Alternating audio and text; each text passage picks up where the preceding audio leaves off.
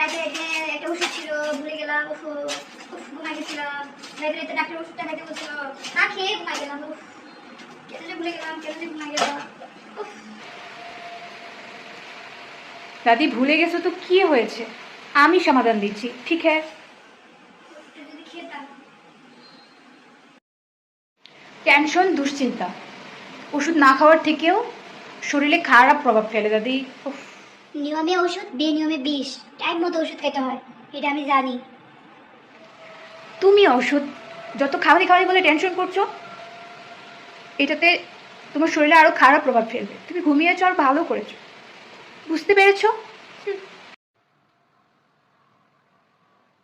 ওষুধ কি জানে যে তুমি সন্ধ্যায় খাচ্ছ না সকালে খাচ্ছ? তাও এত টেনশন করো না, খেয়ে নাও, ধরো। মাঝে মাঝে হাতুড়ি উকিলেরও কথা শুনতে হয় মনের শান্তির জন্য।